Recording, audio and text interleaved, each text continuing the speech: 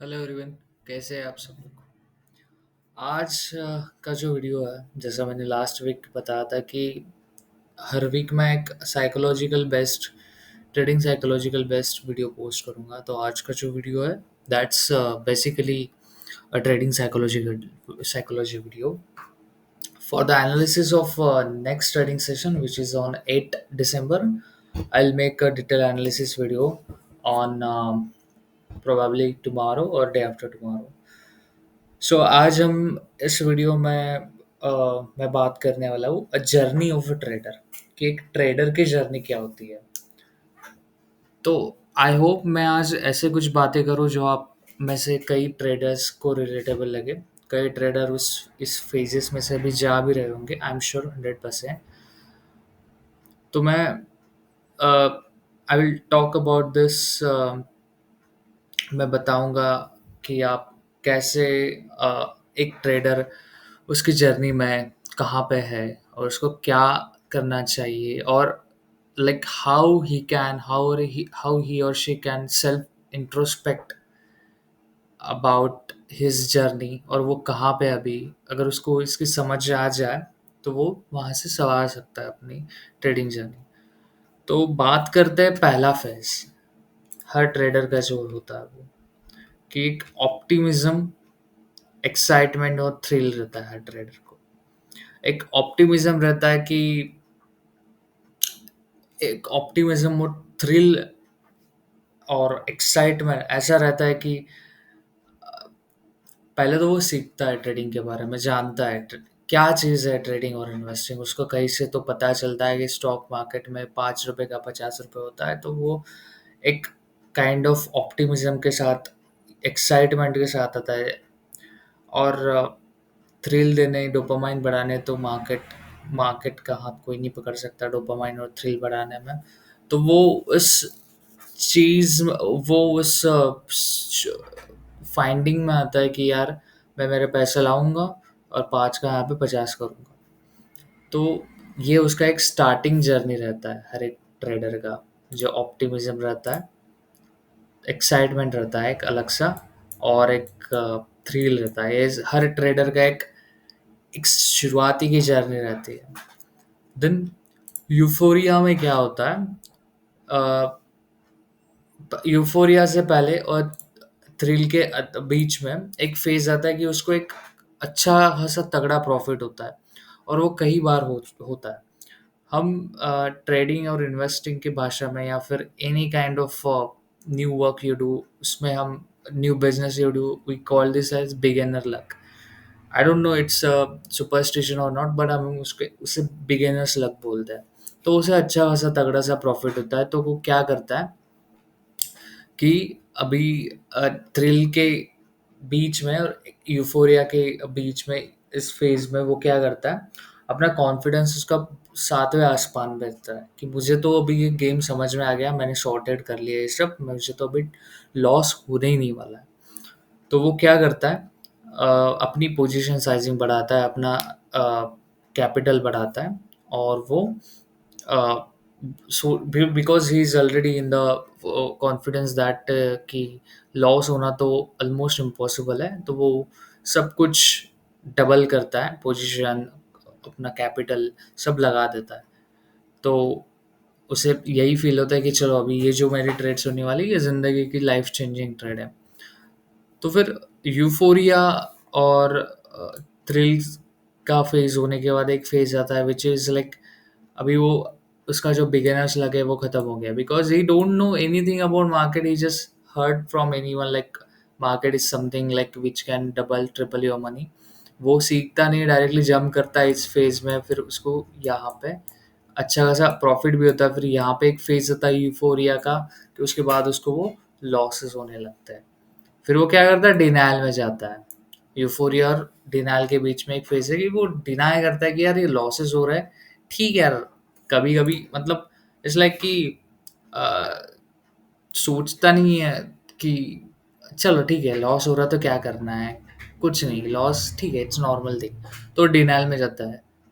तो वो बोलता है कि ये मार्केट की गलती, because of this I am facing loss, because of that I am facing loss, क्योंकि उसके अंदर एक और कॉन्फिडेंस आ जाता है कि यार मुझे तो प्रॉफिट ही होता है पहले से। तो अभी ये लॉस आया तो it's not because of me, it's because of this external, because of the external circumstances the losses are due to that. तो डिनाइल में आता है। फिर वो बहुत टाइम डिनाइल में रहने के बाद वो क्या करता है, एंजाइटी में आ जाता है कि यार अभी मार्केट तो उसके हिसाब से नहीं चल रहा है और लॉसेस तो बढ़ रहे हैं। तो अब डर तो क्लियरली दिख रहा है सामने कि यार पोजीशन तो अभी लॉस में क्लोज हो रही है आजकल। तो वो एंजाइटी में आ जाता है। फिर वो डरता है, फियर में आ जाता है। वो एंजाइटी और फियर के बीच में स्टेज आती है कि वो बहुत डरता है कि यार अभी ये क्या होगा, मैंने तो लोन में पैसे लिए और मार्केट में डाले, अभी ये यहाँ से लॉस होगा तो मैं कैसे चुका पाऊंगा वो लोन, या फिर कैसे मैं मेरे कैपिटल रिकवर कर पाऊंगा। तो वो because of that he like goes on that stage of like anxiety and fear, between anxiety and fear. So उसके बाद मोस्ट इम्पोर्टेंट लाइक हर ट्रेडर के लाइफ में एक फेज आता है विच इज दिस डिप्रेशन। वो चला जाता है डिप्रेशन में। he goes into the depression, like it's very what I can say, it's very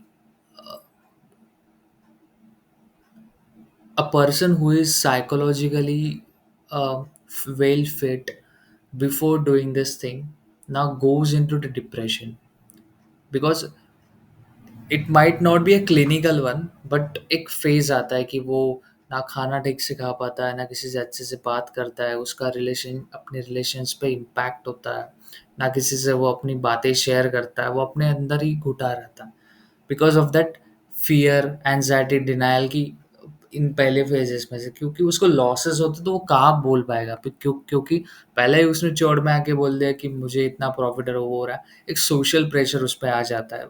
and तो सोशल प्रेशर से भी ऊपर है कि उसको अभी टेंशन होने लगता है because money at the end what is there, like why we all concern is because of money। और वही उसका अगर what I wrote money, या वही उसका अगर एक एक सहारा चला जाता है, then he goes to the depression. ना depression, panic, capitulations, despondency, scepticism, hope, अगर ये फेजेस जो है ना, ये panic, capitulation, despondency, like basically they are next phases of depression in which he panics about his life कि अभी क्या होगा। कैप्टुलेशन मतलब वो उदास हो जाता है, हताश हो जाता है कि अभी क्या, मतलब क्या होगा, क्या करेगा वो आगे। उसको कोई राह नहीं दिखती उस ट्रेडर को या इन्वेस्टर को कि आगे क्या होगा, कैसे वो चुका पाएगा अपना लोन, कैसे वो अपना कैपिटल रिकवर कर पाएगा। एक खुद के लाइफ की, I mean it affects you so much because money is a thing which can affect you on a deeper level so much that you आप कितने भी मेंटली हेल्दी हो गए, फिजिकली हेल्दी हो गए, but it can make you like sick because you think कि आप you are not capable enough to do anything in your life। so money में उतनी पावर है। लाइक ये हताश हो जाता है, अपनी हार वो कबूल करता है और वो हताश हो जाता है। फिर उसके बाद वो स्केप्टिकल हो जाता है अपनी लाइफ के, not only on the trading and investing journey but अपने लाइफ पे वो स्केप्टिकल हो जाता है। Then like what happens like यहाँ पे ना 80% of the traders, investors market छोड़ देते हैं in the phase of scepticism तक। ये जो पूरा फेज है ना, अगर यहाँ से 100 ट्रेडर आ रहे होंगे ना, यहाँ पे 90 ट्रेडर्स अपना रास्ता 90% ड्रॉप हो जाता है, they don't carry forward the trade and investing journey, वो कबूल कर लेते कि ये उनके लिए बना ही नहीं है। I mean which is a good thing if you see कि लाइफ में हर कोई चीज़ अपने लिए बनी नहीं है। Some things and some opportunities might not suitable for you, but they might be for another person. So 90% of the traders apni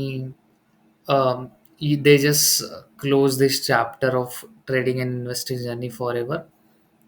But the 10% who sticks, उनके अंदर एक ज्वाला रहती है कि they don't want just money from this business, they want to treat this as a business. They enjoy this kind of work, they enjoy this you pressure, they enjoy seeing the numbers, seeing the charts, they enjoy taking the decision at the very second, they enjoy like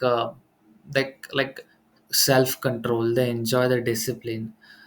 That 10% or less than that maybe goes towards the next thing.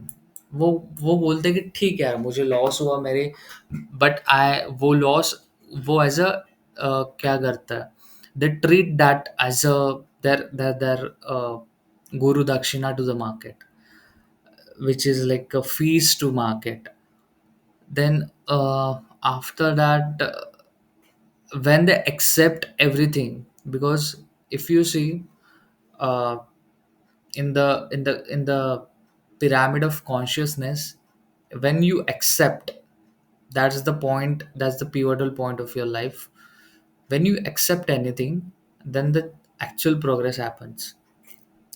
So the trader goes, I mean, by the god's grace or the magically a ray of hope happens in his life, and that's the next phase, which is hope.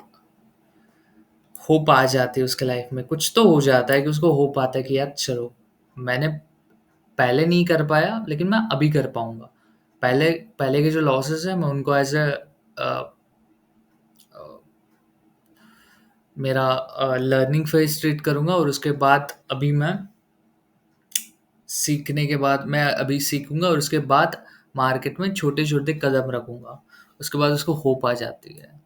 उसके बाद वो क्या करता है, थोड़े थोड़े छोटे छोटे कदम कर करके पहुंच जाता है रिलीफ तक, कि हाँ चलो, एक वो ब्रेक इवन पे आ जाता है, जितने उसने लॉसेस बनाए थे वो ब्रेक इवन पे आ जाता है, और उसको एक रिलीफ मिलता है कि चलो, फिर जो स्टार्ट होता है, एक नई साइकिल स्टार्ट होती है, and which again goes to optimism.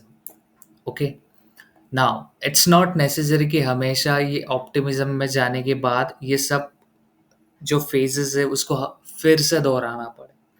अगर वो अपनी गलतियों से अच्छा सीखता है, अपनी गलतियों से हमेशा सीखता है, अपनी गलती छोटी रखता है, छोटी इन द सेंस जब वो लॉस करता है तब छोटे लॉसेस करता है और उनसे सीख बड़ी लेता है, मतलब गलतियाँ करता है बट सीख बड़ी लेता है। फाइनेंशियल लॉ इम्प्लीकेशन उसको, I mean financial like losses बहुत उसको कम होता है, सीख बड़ी मिलती है। तो इट्स नॉट नेसेसरी कि वो ये सब चीज़ें दोहराएगा बाद में।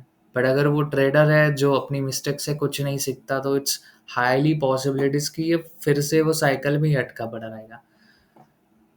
तो जो गिने चुने 10% ट्रेडर है वो फिर से ऑप्टिमिज्म में जाते हैं, और they get the consistency of the market, they like gets they gets to test the consistency of profit, consistency of winning, consistency of market giving them benefits. But that requires a hard and hardship. I mean, anyone who told you ki yaar, take care of yourself while making something, while making money, while doing business, there is no such a thing like work life balance. There is a work and there is a life. Okay, तो अगर कोई बोल रहा है कि, I mean, that's a different point. But if that trader is consistent enough, then to follow his practices thoroughly, then he gets to taste the fruits of a market. तब जाके वो इस साइकिल से मुक्त होता है, trading as a trading journey की, और what you can say मोक्ष ट्रेडिंग का, which is consistently profitable. When he wins large. When he lose small. That's kind of thing. And getting consistently the profits winnings by respecting market. तो वो सब कुछ पा लेता है. And I think I covered a lot of thing. I covered whole of a journey.